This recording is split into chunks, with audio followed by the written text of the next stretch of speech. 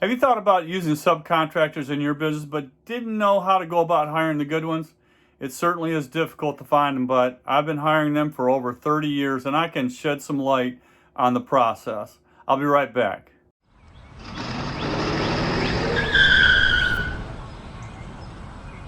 Hello, contractpreneurs. I'm Scott Heimler, and I'm the creator of Successful Small Service Contracting. I show you how to control your income, your schedule, and your future in your own single operator service or contracting business while keeping your overhead low and your income high. I've operated my own service business for over 30 years, and I've taught hundreds of people how to be successful in there since 1999. Let's talk about hiring subcontractors today. So why would you? As a single operator, as you start to develop your business reputation and your marketing starts to pay off, you'll find that in many cases you can capitalize on jobs that come your way that are either too big for you to handle comfortably, or you find yourself turning work away because you're already very, very busy.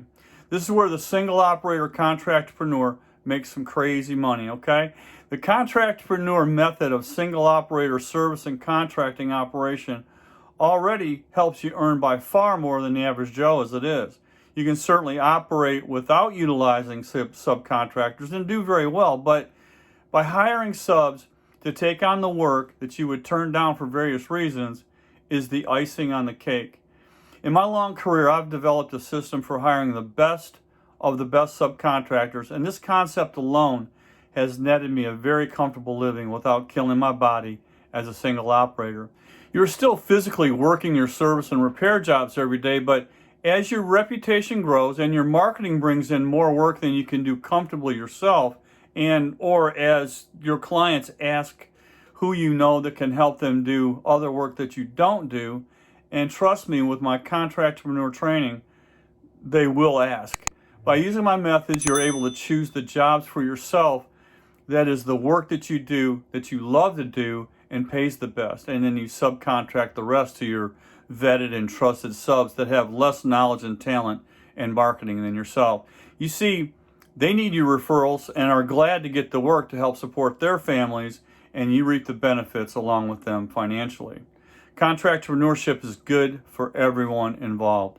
One of the biggest comments that you'll get about your business is, how can he do so well for such a small operator? Well, you know the tricks now. I highly recommend staying away from regular employees.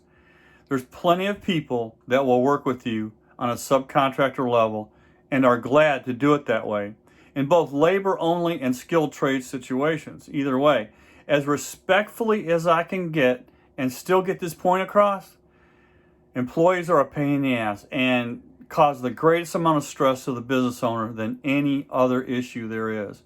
With quality subcontractors, when the work is there, you work them. When the work is not there, you don't work them, okay? Hands down, this is the best way to run your business for low stress and maximum profitability. You know, sure, you have a little less control, but in the long run, with the right subs, you'll be glad that you went this way. The trick is finding the right ones, and really, it's just a matter of paying attention to the applicants that apply and vetting their information. This is critical. In the contractpreneur business model, you will use subcontractors in many areas that may not come to mind right away. Not only will you be searching for, hiring, and utilizing labor and skilled subcontractors in the field, you're also going to need help from other subcontractors that you don't necessarily think of as subcontractors. You know, your accountant, answering service, your printer, your auto mechanic, the mailing house, and even the person that occasionally helps you do office work is one of your subs. Now, there's rules to hiring subcontractors, and I'll link to that in my description box so that you can take a look at that. So again, one of the pivotal areas to the contractpreneur business model is using these type of workers to help you get the work done without having to have standard employees and the headaches and financial drain that goes with them. You hire only as needed. It's an art to find and learn how to hire in this way, but you know, I can show you how to do it. I can show you all about it. I find it very easy to do now, and I love the outcome in my business. When hiring, it's critical to use the PDF form in the Forms module to interview them. It's very thorough, and it helps answer the questions that you need to know to see if you can hire them or not. Most of the interviews will be by phone until you decide on a few to choose from. Then buy them coffee to talk together for about 30 minutes to try to get to know them. I usually do this early in the morning. You're able to see if they fit physically at this point. Are they on time? Are they tattooed from head to toe? Are they sloppy in their appearance or dressed appropriately? Do they communicate well? Are there any language barriers that you'll need to deal with? Do they listen well, and do they have modern communication skills with their smartphone? Do they have a smartphone? This is very important, okay? One of the things that I check is the appearance and condition of the vehicle that they pulled it up in. And I'm not talking about, new or shiny. That doesn't matter. But is it maintained? Is the interior full of junk or fast food bags? Muddy tires and dirt on the paint that appears to have been there for a long time. It speaks tons about someone without a word being spoken. It would be hard to trust someone to keep a neat and orderly job for you if they are sloppy people themselves. Remember, as a contractpreneur, you're different from other contractors, and as neat and clean as possible is very important to your reputation. A word of clarity here: trust your instincts when hiring these people. If something doesn't seem right or the information the sub gives you can't be proven, move on. Just trust your gut. Ideally, what you're looking for is 4 to 6 people that you can call on at short notice most of the time. Many times that's all the notice you'll get, and your client may just go to the next guy if you can't get there soon enough. In hiring for skilled trades, you would most times have a larger time window to schedule the job, but with labor only, you generally need to get that job done now, like an emergency work and such as that. This is a generalization, but you get it. Run Craigslist or Facebook ads in your area. Be very specific in your ad to what you're looking for. For example, plumbing contractor in Buffalo looking for general laborers for part-time water line replacements. Must live in or near Buffalo and have dependable transportation. Experience is helpful. Please reply to plumbingcontractor@bets.com. Now, I highly recommend that you never use your main phone number or main email that you use in your marketing and communications with your existing and new client marketing. I personally use alternate voicemails and emails in my help wanted ads.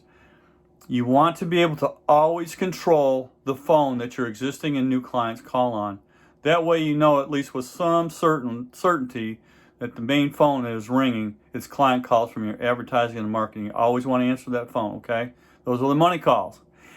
You'll get a lot of phone calls from your subcontractor wanted ads, and obviously the people responding are looking for work, okay? If you have found the people that you're looking for, cancel the ad and let people know that you've already hired, okay? It's the right thing to do. Just treat people the way you want to be treated. Don't just not call people back and let the ad run and all that kind of stuff. It's just not cool. In the past, I've left the same ad in, but added in red. I can't get back to everyone personally as the ad created many inquiries. I have now hired the people I needed. Thanks for your responses in time. Run that for a couple of days and then cancel the ad. The next time you run your ads, you'll get great response rates because you showed those people that you are a caring person and you would be good to work for. When your business requires people with professional skills other than your own, run the same ads as above. Again, be very specific as to your needs and what the position entails. For example, a skilled labor position in a handyman business could be a fence installer. Sure, you may have the skills to install that fence, but do you have all the equipment and labor base to get it done quickly and professionally and still have time for your other work? Run your ads and interview low to medium overhead subcontractors. Low to medium overhead subcontractors may work from their home and their equipment may not be as shiny, but the right ones get the job done on time and for the right price quoted. Of course, a lower price than what you quoted it for. Your subs must understand that these are your jobs and your client cannot talk price or additional work with them. Sure, they should be nice and they should be communicative to the client and helpful, but never talk money or additional work. Tell your subcontractor to tell the client that they will contact you and let you know of their question or request for more work. If a subcontractor can't follow this simple rule, they just can't work for you. That's all there is to it. A sub cannot solicit work from your clients, period. For the right subcontractor, you're going to be a constant source of work for them. Subs that understand this are gold to you and you to them. Something else to consider when hiring subcontractors is, how busy are they? You could find a great sub. He could check all the boxes, but if he's too busy and he can't get you work in a reasonable amount of time, well, you hadn't found the right one yet. In general, a subcontractor is a subcontractor because while they're very good, or should be very good, at performing their work, he or she isn't as good at business and marketing, or is unwilling to do what it takes in all the areas that need attention in a business, especially marketing. Again, he or she is good at performing the work, but not necessarily at getting the work, dealing with the clients or answering the phones and everything that goes with it. Find subs that need your skills and want to have a good working relationship with you. Let's talk about paying those subcontractors. While there are certainly exceptions to the rules, in general, you never want to pay your subcontractors until you have inspected the job and you are assured that you and your client is happy with the work. I've always required my subs to bill me by Friday, and they will be paid by the next Friday, like clockwork. This gives me time to look at the job and to collect from the client without being under a bunch of stress to get the money. Always, always, always inspect the job. This keeps your subs on their toes, okay? It keeps the quality control up. It's human nature to slide a little if you think no one's going to keep up with you. Let them know when the client is happy and when they are not. As you find the perfect subcontractor, be sure to treat them like the gold that they are, always paying on time with no excuses. Make sure their pay is like clockwork, even if you're having trouble getting paid from the client for some reason. Of course, unless it's a problem with the sub. Keep this in mind also. Subcontractors are not always humans. For example, a window washing company may occasionally hire a lift to get to higher windows, or an HVAC contractor may need to hire a crane company occasionally to lift their units onto rooftops, or a plumbing company may need to rent a backhoe to dig trenches for water lines or sewer lines, whatever it is.